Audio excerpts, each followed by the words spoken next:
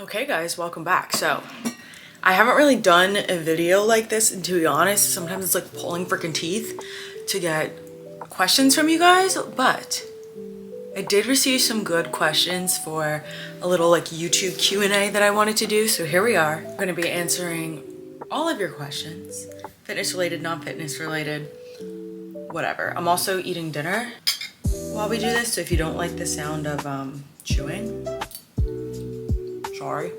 I'll try not to show my food in my mouth. Nothing basic. Waiting for my rice to cook, but green beans, chicken, and the pineapple, oh my gosh, I forget what it's called. It's like pineapple something sauce from New Sauce. NU Sauce. They're like a small business. I guess they're local to Jersey. I'm not really sure, but I saw them at Iron Revolution. Tried it over the summer since this one has like 5 calories or 0 calories. One of the two. Either way. Very low in calories. Delicious. And by the way, during the courtside crew from Batula, use code lizwei for a little discount. Very comfy. And it's got pockets. We love pockets. Anyway, okay. Let's dive into some questions and some food. First question. What do you do in your NYC job? So I work for Swarovski, which I've put on my story and stuff like that. Like at my old job, I didn't really want to promote where I would, or like say publicly where I was working, but one of the cool things about working at Swarovski is that I get to work on or see a bunch of different and really cool projects. So they actually, like when you promote their brand and the stuff that you work on, everyone's so proud to do the work that they do. I'm very, very happy there, but I work in marketing. I work on the B2B side. I went to school for marketing. My background is in B2B marketing. So if you're not sure what B2B is, B2C is the business to consumer side. So that is thinking about it in Swarovski terms. If you walked into a store right now, you're a consumer, a direct consumer. So you're seeing all of the Swarovski to consumer items, the jewelry, the figurines, the ornaments, all that stuff. I work with businesses who use our products in their products, if that makes sense. So they're buying Swarovski crystals, let's just say, to make their product. For example, I posted a TikTok. We just worked with UGG, so it wasn't a collaboration, but UGG made a few limited edition boots, slippers, and these cute little boot charms that were made with Swarovski crystals, if that makes sense. So I work on that side in marketing, and it's super freaking fun.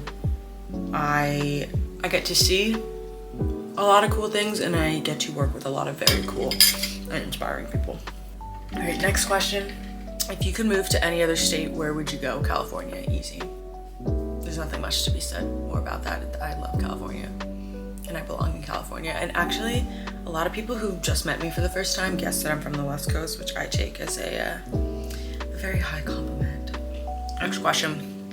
What are the advantages of taking pre-workout? Okay, this is a good one. So pre-workout is a supplement, not a necessity. That should say enough right there. You don't need pre-workout, but there are benefits from it. So if you are taking a stimulant pre-workout, it helps to raise your heart rate and gives you an energy boost, as well as helps the blood flow to the parts of the muscles that are, or to the muscles that are being used. So the main advantage in simplest terms are that it can get your heart rate up, which can help you burn a little bit more, and it just energizes you.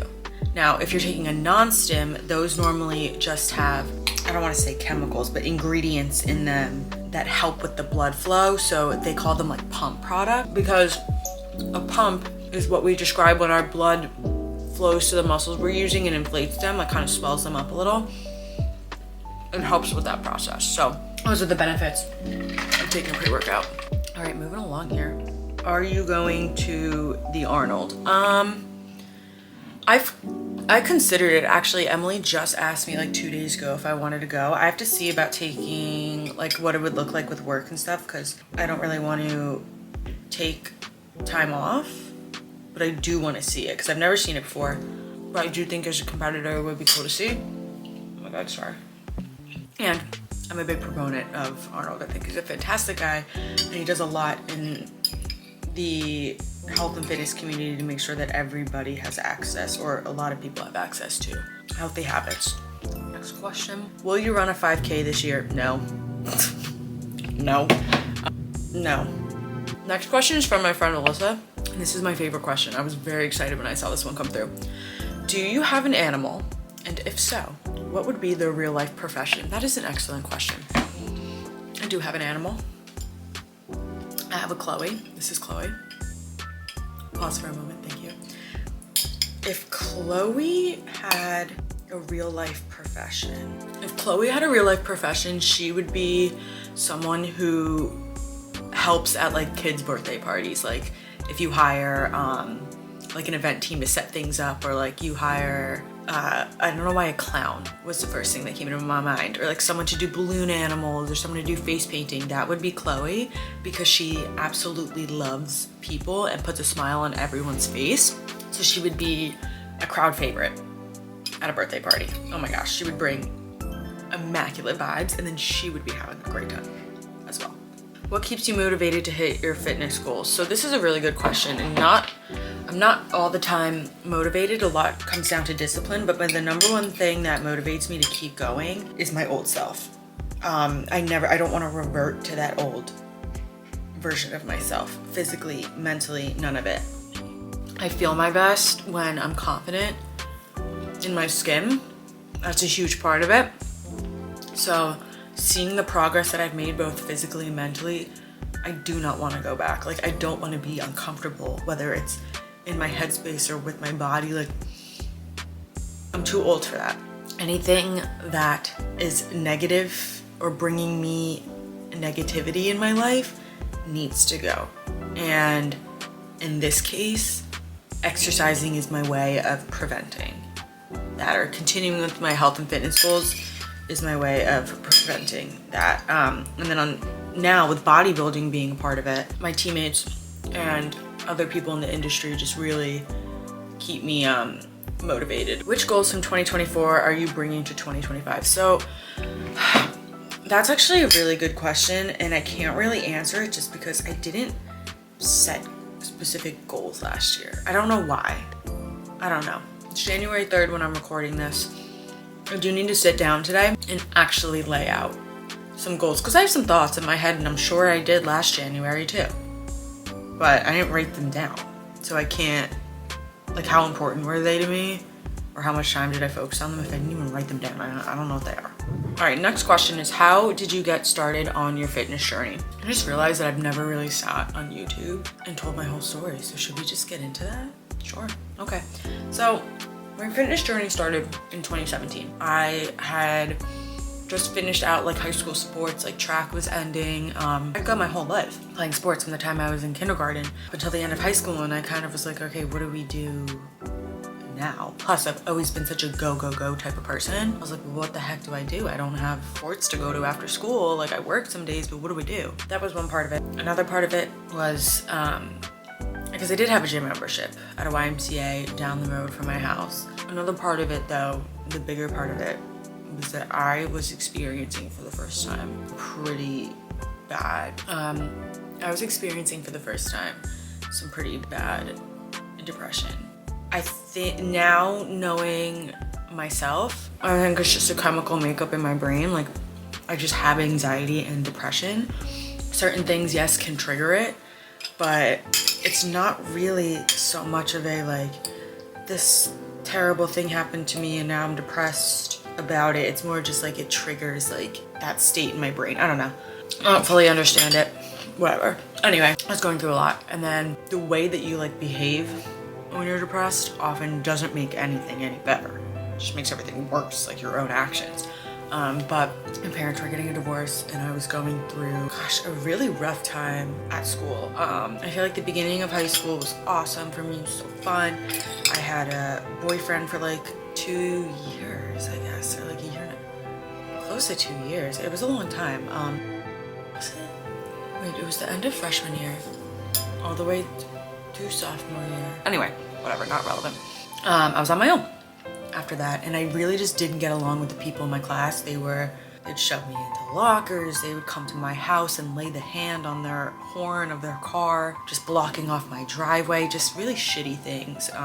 And I don't know, like, there was a point where I don't even think I wanted to live genuinely, but I was too scared to actually do anything about it. Like, I was never gonna have the balls to actually do something to myself. So every day just felt like misery. It just felt like nobody would give a shit if I wasn't here. Or like maybe they'd give a shit for like a second, or like, does something have to happen to me in order for people to give a shit? Because nobody takes me seriously now. Like, that's kind of how I was feeling, and all I wanted to do was be alone. It was weird. It's like, I hated being alone, and I wanted to be with friends, peers, and stuff, but at the same time, like, I wanted to be alone. I didn't want to talk to my family about it. I didn't want to. Nor were things great in my household at the time. So anyway, back to the fitness story. I would go to the gym. I would go to the gym because it was somewhere for me to go, get out of the house. And over time, I found, wow, I feel really good. After I go to the gym, I feel a little bit better. I like lifting these weights. It's different from what I've always exercised. I grew up playing soccer and running track, and that was how I exercised, and this was completely different, and I liked it. It was a nice feeling. It was a strong feeling.